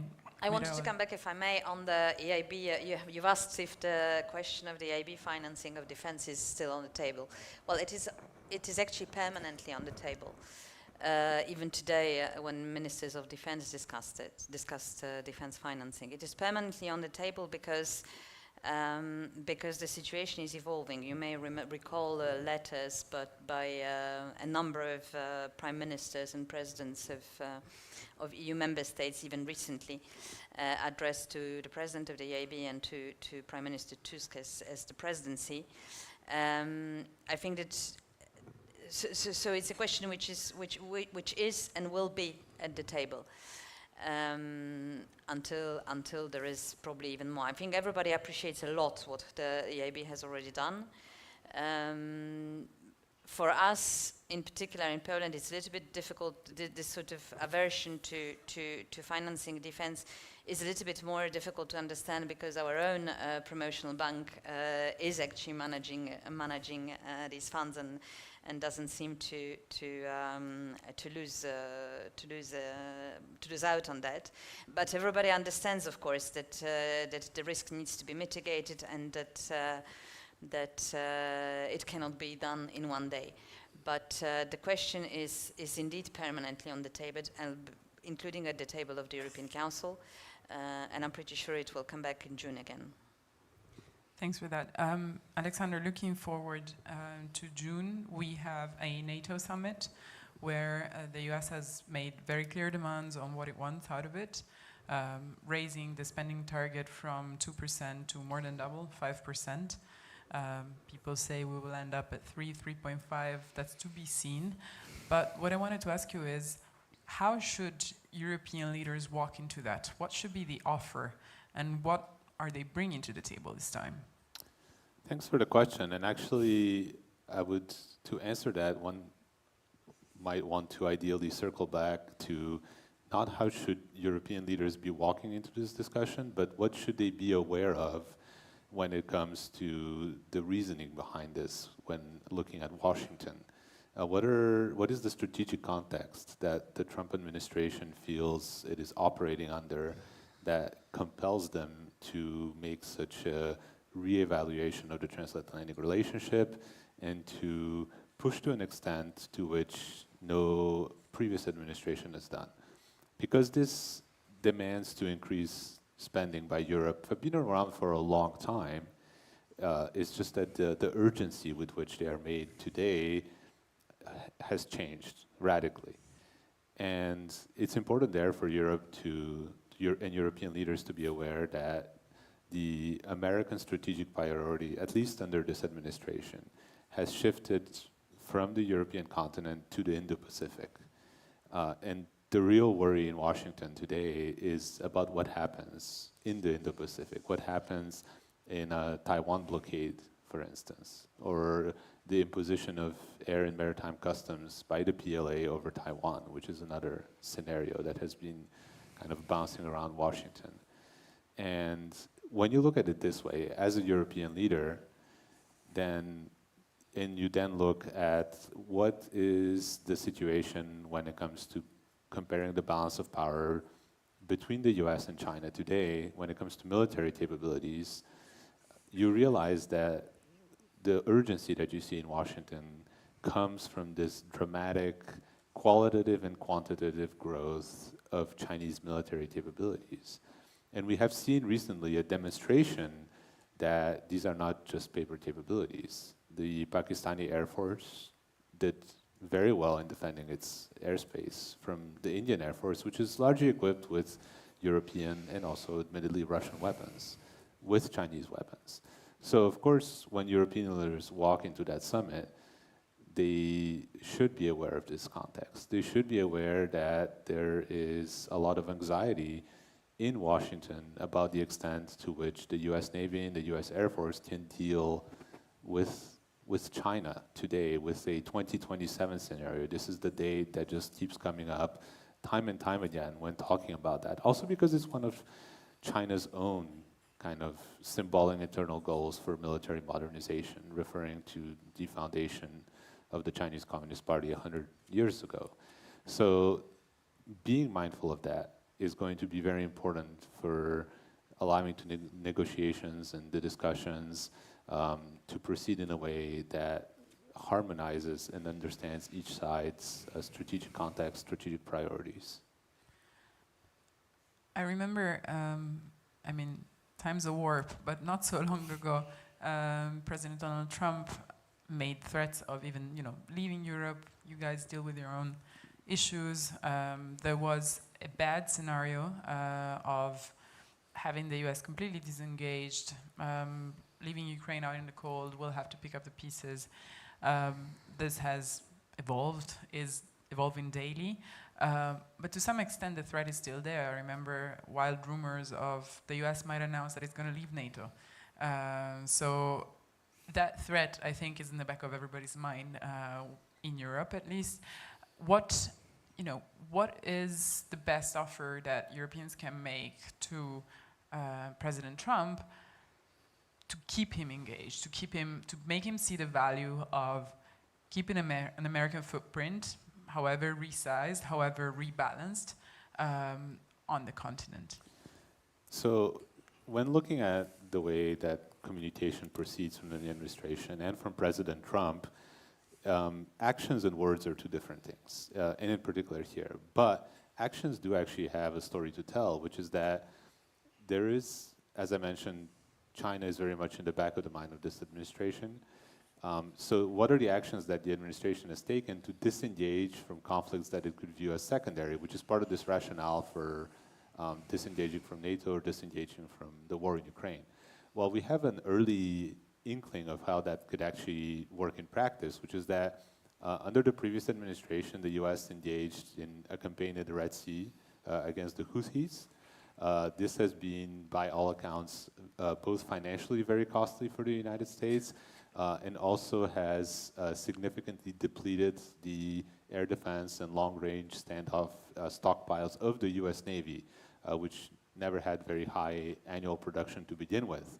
And what the Trump administration has done unilaterally has been to find a ceasefire with the Houthis, because from a military standpoint, this campaign is unsustainable. It draws away the same kind of resources that the US feels it needs for, again, a 2027 scenario, any kind of eruption of a conflict in the Indo-Pacific. And so that tells us that while rhetoric and action are not always the same, the administration is certainly capable of taking action when it feels the necessity to do so for things that it would consider secondary from a strategic perspective, like the campaign in the Red Sea. And in terms of what the best offer is, we just have to look at what the Undersecretary for Defense Policy Planning, Elbridge Colby, has been saying to European media for many years now. And now that he's in a position to actually enact policy, he's become even more relevant. The best offer Europe can make is to show that it is really committed to being self-sufficient on defense, to spending that 3.5 to 5%. That's one thing. And another thing that is contingent on that is to actually turn that money into readiness. The more that Europe can demonstrate that it is capable not just of spending the money, but having capabilities, demonstrating these capabilities to be real, demonstrating that they can actually take on any kind of threat from the East, not necessarily totally on their own, but to a significantly larger degree that they have been able to do so in the past, the less incentives there will be for this administration to take radical steps, as it has done in other contexts before. Thank you for that answer. Ambassador, not all European countries on the graph that Kasper mentioned sit in the same place. Poland is both geographically quite exposed to the threat from the east, and also in terms of GDP, you are the top defense spender when it comes to NATO members. Not all European countries, as we were saying earlier, are in the same position, so not leaders will walk with the confidence of Donald Tusk into the NATO summit in June. But there is a gap, no? So we're just barely scraping 2% at a collective level in Europe. More and more countries are reluctantly or not fast enough, getting there. But there is a gap, and there will be an even bigger gap if indeed we are to reach a 3 to 5% target. There's two questions here. One is, how do you do that in an environment which is rather fiscally constrained? So we have a revision of the fiscal rules. Defense spending will be exempted from resulting into sanctions, and that's a positive, and that's something that Poland had been asking for a long time. But at the same time, there are other constraints. We have seen, for instance, Spain, Italy, France have not even applied for the national escape clause because they feel that the market pricing of their debt will be way too high. They already spent dozens, hundreds in my own country, Italy, on servicing their debt, and they don't think that they can sustain that. So that's one question. And then whether these constraints domestically mean that more should be done at EU level, even more than what has been put on the table and agreed so recently as yesterday. Yeah, thank you. I mean, I think that we need to start, of course, I mean, the aim is for everybody to increase their defense readiness. There is no doubt about it. But it's also true that some member states are more exposed than others, and nobody's denying it. It also means that some member states have to spend more for the sake of the defense of the whole EU. That's why, for example, Poland is investing so much in protecting its border. And when I'm saying protecting its border, I know that everybody thinks about migration, which is, of course, also the case, but not only. I mean, the Shield East project is not a stemming migration flows project. This is a defense project. And this is the external border of the EU. So it's somehow natural that we spend more than others. As is mentioned, I mean, about fiscal constraint, we also have fiscal constraints, and that's why we are paying the cost of the excessive deficit procedure and some others. But I think that, I mean, the instruments you mentioned that are there to ease these costs of increasing defense expenditures are pretty efficient, actually. And this is only a beginning, and here I go into your second question. I'm pretty sure that this is only a beginning, actually, that we will be spending more at European level. We will be by different means, maybe more grants, maybe more loans, maybe more different priorities within budgets, or within the EU budget as well. So I think this, what we are doing now is only a first step, actually, which is already, I think, like the first step of the man on the moon, revolutionary. But this is only a first step, and we will continue. Maybe also to clarify one thing, because very often, and I felt it a little bit also in your question, in your previous question, people tend to oppose the European defense to NATO. But these concepts are actually completely complementary, or even a sort of inner circle. Nobody in any discussions on increasing European defense readiness and resilience has ever put into question NATO and the transatlantic cooperation. What we want to be a strong European pillar of NATO. And I think it's important to clarify it, because a little bit too often you hear this sort of competition between the two, where while in all discussions within the Council you would never hear this competition, you would rather hear and feel the need for complementarity. Fiscal constraints are there, and will be there. And we just need to find a way of making fiscal space both in the national budgets and in the EU budget. Which makes a perfect segue. Oliver, we have mentioned the EU budget, which is one of the instruments at the disposal. There has been, I have to say, a lot of political changes in the way that certain countries, perhaps previously known as frugal, would approach the question on defense funding. We have seen Denmark, but also Finland, who only very reluctantly agreed to the post-pandemic recovery fund, which was grants, debt for grants and loans, say that perhaps defense is a good candidate, a good case, use case for more joint debt. We will see where the discussion leads, if there will be indeed more of that later. But another big question is what role for defense in the next EU budget? There will be for sure a focus on that. That's something that's already been announced.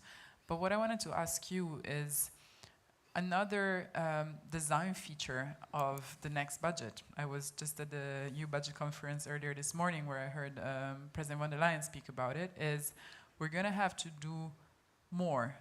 Each euro in the budget is going to be able to deliver even more.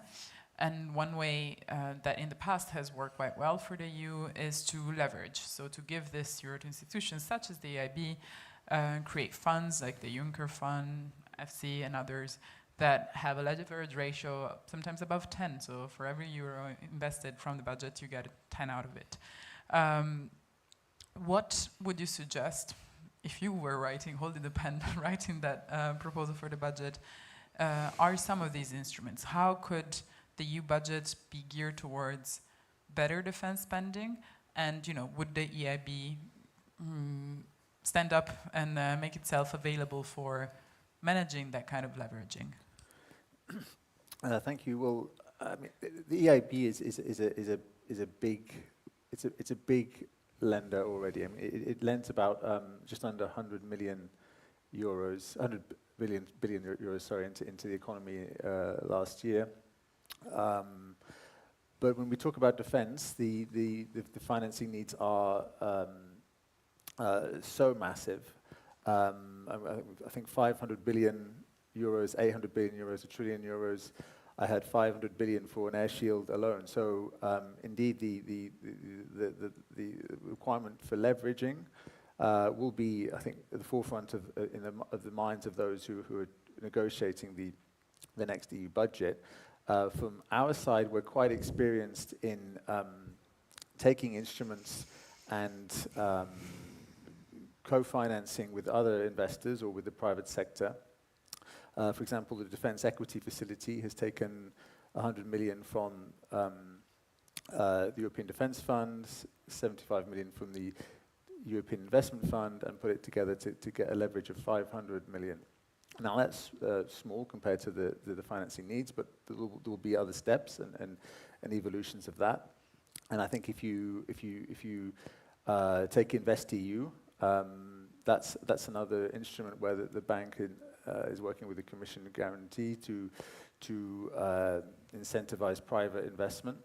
I think there's some improvements we can make, and with the defence omnibus simplification package, we're proposing things there. But yeah, essentially, it's I think a role that the EIB has in conjunction with the national promotional banks to try and take budget where mandated and get more euros out of the taxpayer contribution, and we'll be certainly working with the Commission to do that in the next MFF. Thank you. And Casper, in your interactions with financial markets and defense companies, the beneficiaries of the loans and financing products that you make available, what do you think are the main barriers to access this kind of funds, either national, EU level? Like what, we hear a lot about capital markets union at EU level. We do need to do something to improve the availability of venture capital to allow companies to raise capital at scale here. I had an interview recently with CEOs in the defense sector, and it's very, very interesting space. There's very innovative companies, companies that attract the interest of venture funds from Asia and the US, but somehow in Europe they don't seem to have the interest of their own local investors, or there's no bridge there. So what could they do? What could Europe do to make sure that when there is promising companies with very good patents, very good ideas, the capital is there to try and grow them at scale? Thank you. Let me start by this quote that I don't even remember who is attributed to, but never let a good crisis to go to waste. And I think to my previous remark about sustaining this priority in defense will answer this question about chicken or egg, whether we should actually provide money and then the rest will follow, or whether we start with common procurement. I think both should go hand in hand. And also to the EIB, I think all parts of the financial markets should be addressed by this priority. It's no secret that some major global European financial banks invest in defense in US and outside Europe, but not invest in Europe. So in theory, the mandate is easily to be changed to invest in Europe as well. The problem probably is also in perception, in how much they actually will lose the rating in Europe if they start financing. And I believe that if we keep that priority for long enough, they will just start doing it because it's a profitable business. Let's be honest, from commercial banking perspective, it is a profitable business. And I don't represent the commercial bank. We're not profit-oriented, but that's the reality. The venture capital rounds in whole Europe for last year is an amount of just one US agency for just one round financing in venture capital. So there is a lot to be changed in perception as well in Europe. I wanted to mention what is the experience of our defense involvement. So as Ambassador mentioned, the Bank Gospodarstwa Krajowego was called 2 years ago by the change of the national law to manage a arms forces support fund, which is the financial tool for the Minister of Defense and the National Armament Agency to be used. And what it provides is actually a choice between the state one-year budget or this fund, which can be then prolonged to more flexible duration. And through 3 years of managing this fund, 40 billion was secured, 40 billion euros for zero, which is a significant amount of my financial markets.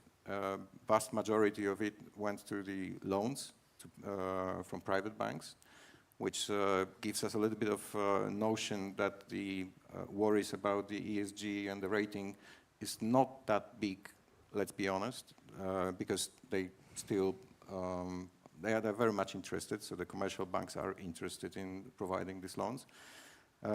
We also issue bonds. And that's the experience from Poland. So I think what is, to my point about building a financial framework for the EU in defense, is to use these national promotional banks or the sort of intermediate phase between the public and commercial private sector to actually start building this network of intergovernmental cooperation, because that's the easiest, that's the fastest. We can talk about setting up a new bank, which is absolutely a valid point, or the defense mechanism, but it might take time and also trust and so on and so forth. While the cooperating on the intergovernmental level is much faster. So I think in this question about what EU can do is to keep the priority long enough to let the market as well react to this. I think on the EU, on your question on what EU does, we put a lot of hopes in the defense omnibus to allow changes within the EU programming to allow the full scope of the defense expenditures from different funds. So if that is the case, we can talk from the innovation, scale-up and startup strategy to the procurement. If that is the result of the omnibus, we are much closer to creating actually the market for defense in Europe. Thank you for that. We will have some time for questions. I have just one last one for the ambassador. We have said there will be more steps. This is just a beginning, a first step on the moon. Poland, together with the UK, has been promoting the idea of a new funding instrument. And the main characteristics, whether that's a special purpose vehicle, whether that's a rearmament bank, however we want to call it, are that it's a coalition of the willing to get around the issue of potential vetoes at the EU level, and also to enable member states who might be interested to join, like former member states or friendly neighbors, to participate. When you will be on June 30th handing over the baton to Karsten, your Danish colleague, what will you tell him, and what do you expect to see in this space? Do you think this will happen within the Danish presidency, for instance? Well, we have never really talked about this of an EU instrument. So not necessarily during a presidency. We were rather thinking about a sort of defense EBRD, let's put it this way, indeed with a coalition of the willing, including states from outside the EU.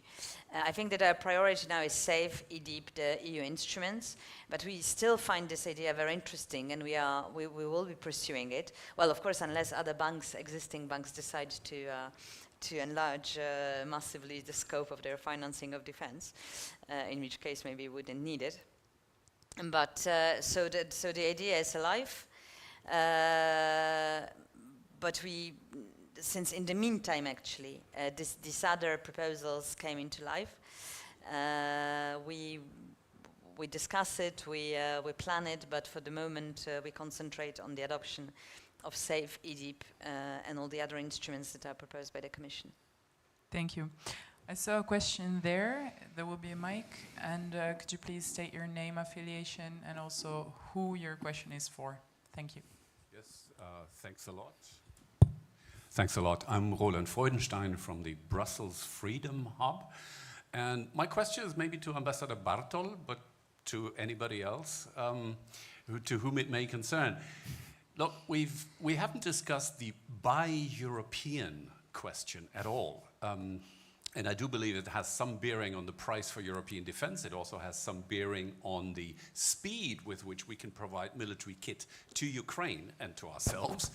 And it has a bearing on the question of how can we keep the US involved in European security. So I see a considerable disagreement among the member states about how strictly and how quickly we should apply the buy European rule for military equipment. That was my backup in case you didn't ask that. But indeed, there has been a debate, first for EDIP and then also for SAFE, how much should non-EU contractors be allowed to take part in EU schemes, such as SAFE. And there's this tension. I would describe it as a France versus anyone else tension with some variations. But indeed, there is a camp favoring made in EU, and there is a camp favoring cost efficiency and speed.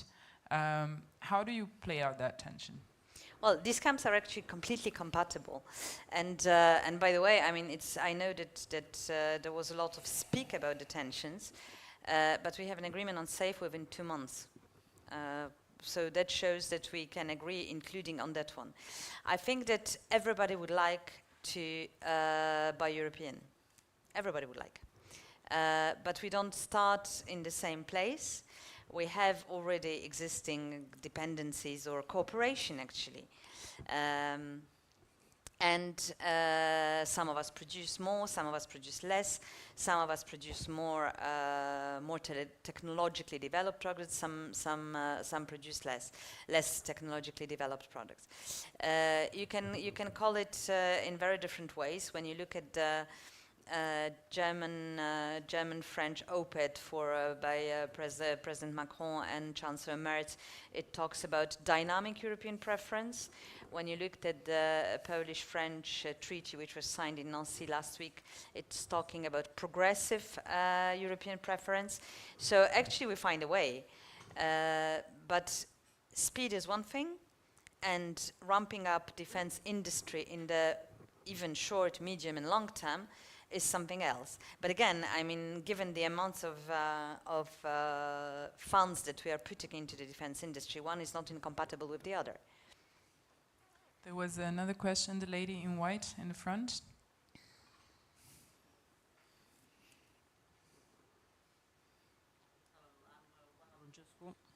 Formerly of NATO, now with the Royal United Services Institute, RUSI.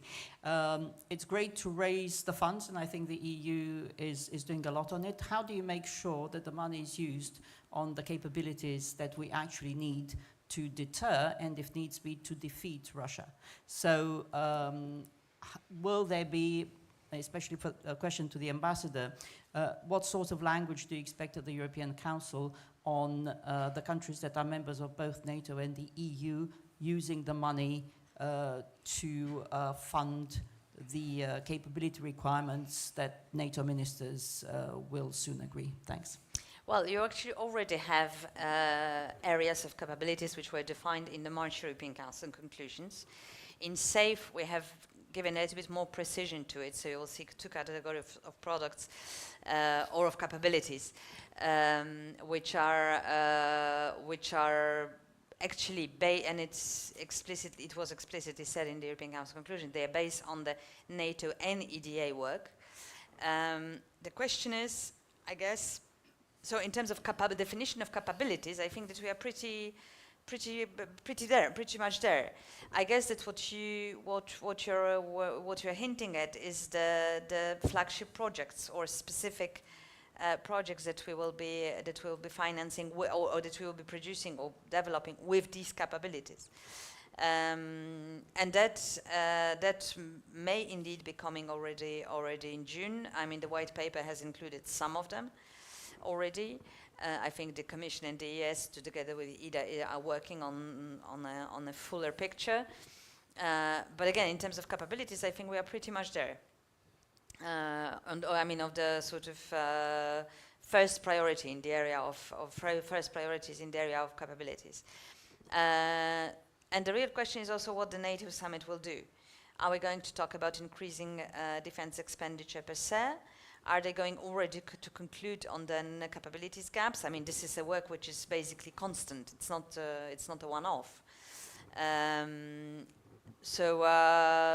since the June European Council indeed is coming after the NATO summit, and since we are compatible, I would expect that there will be a translation of what they decide over there into at the European Council. But also, I mean, the European Council will certainly be working on the basis of the capabilities identified already by itself.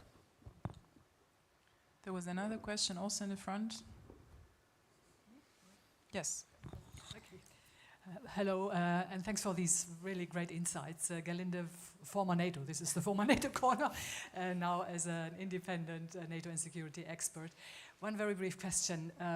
If we are ramping up, Europeans ramping up the defense production, that's good. But then I hear from sources in the European Defense Agency that roughly more than 50% go to countries elsewhere in Africa or in the Middle East. So what could we do about that? That actually the clients come first in European or eventually Ukraine. And your question is for? I guess the ambassador. Sorry. Very popular demand. Thank you. Well, I think that this is actually something which belongs to each member state or each industry even. I can give you the example of one of the member states I know, not best, but I know, who is actually adjusting its production timelines of delivery to where you come from. Saying, Europeans will get my product earlier and I will postpone a little bit the delivery to elsewhere. But this is actually something that belongs solely to the members. This is not something the EU can set as a target for an industry. We can set a target for our own ramp up, but the way by which you get there, apart from financing, identifying capabilities, etc., then it belongs to the member states and to the industry themselves. Thank you. I'm not worried though. I think we have time for one more question if there is any. If not, I'd like to end on a round of applause for the speakers. It was very, very interesting to hear the need, the context in which we're operating, which is broader than just Europe, the need, but also the awareness of increased defense spending as a priority for Europe that has shot up into the agenda and has percolated in all of its institutions, and also on the future and what to expect and whether or not we're geared towards there. Ending on a positive note, as you said, this might be only the beginning. So thank you so much to our panelists, and thank you for the audience and also those following online. Thank you. Thank you.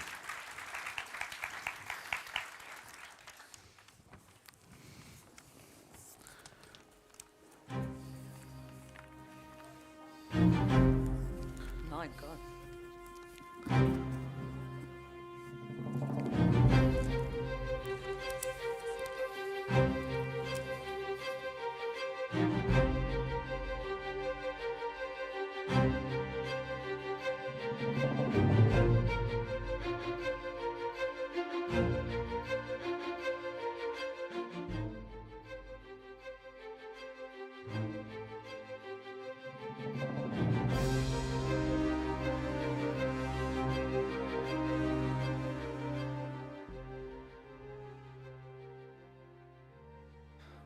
Hello.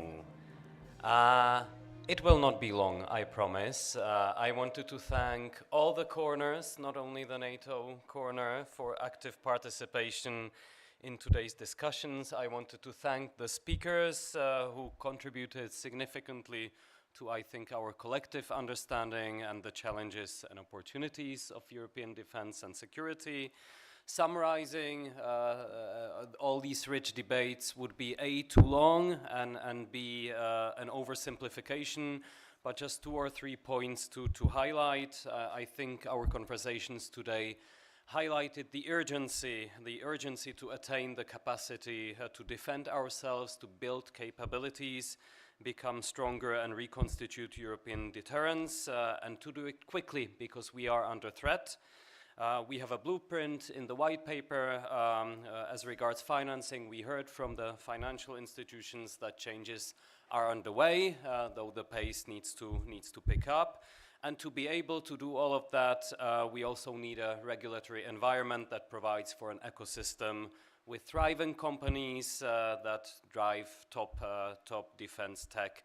And we hear the ambition needs to be very high with overhauling the legal environment to mobilize public and private resources available for the defense industry.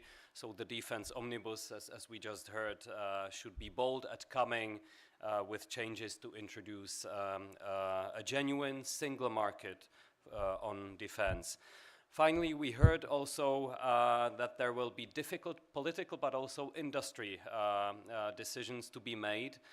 So in this context, the emphasis on the collaboration between public and private sector has been a recurrent theme, highlighting the importance of unity.